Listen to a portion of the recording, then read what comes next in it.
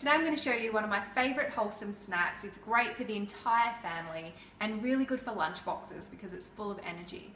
So Madeline is going to help me today and Jordan's going to help me doing the rolling later.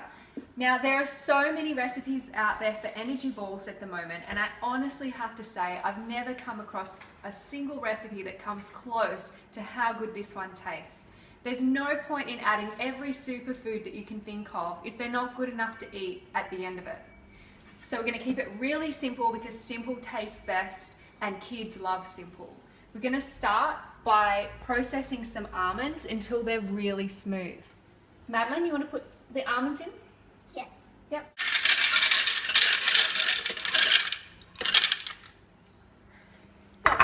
And we'll put the lid on.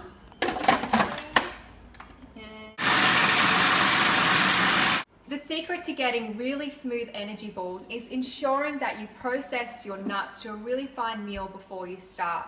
I recommend using a sweet or plain tasting nut like almonds or macadamias when you're doing raw desserts and energy balls.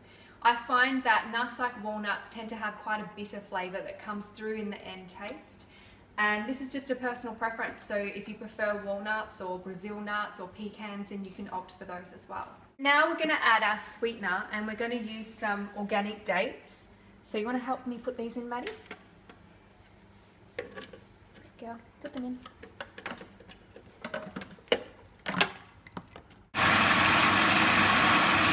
You can see that the nuts and dates are nice and fine and they're starting to come together. Now we're going to add our other ingredients. We're going to start with some raw cacao powder, and you can use as little or as much as you like. We're going to put some desiccated coconut. A pinch of salt. Put a pinch of salt. Just a pinch. Good girl. I find that the salt will help to balance out the sweetness. We're going to put a little bit of coconut oil. Coconut oil is so good for the immune system, so it's really good for kids and for mums too, especially if you're breastfeeding.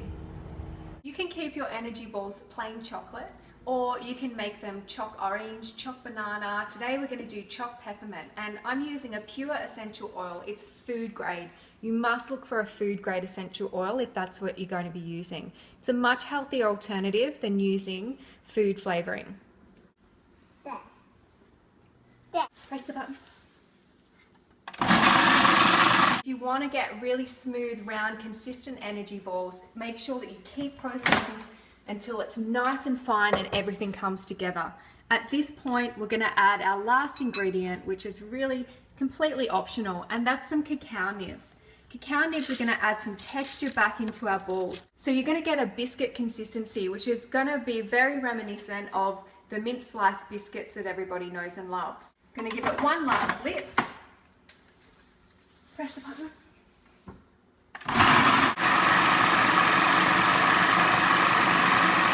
So before we start rolling, it's your last opportunity to balance out all the flavours. Do you need to add more chocolate? Do you need to add more mint? Maybe some cacao nibs, some coconut oil to bring it together? This is where you can make those last minute adjustments. I want some. You want some? Yeah. Is it yummy? Yeah. Yeah? Tastes like chocolate? Yes. Yes. Is it good, do you think? Are we ready to roll them? Yeah. Yeah? Okay. One thing I've learned when it comes to cooking with kids in the kitchen is you really just have to surrender to the mess and the fun of the whole experience. Roll it in the coconut, Maddie.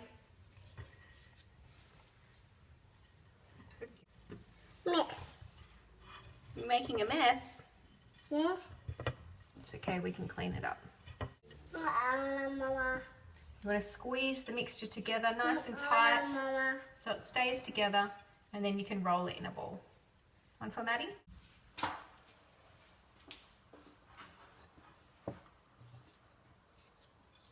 Get our chocolate energy balls into the freezer to set. I like to eat mine straight from the freezer. Plus, when you put them in the lunchbox, they're a really good consistency by the time the kids eat them.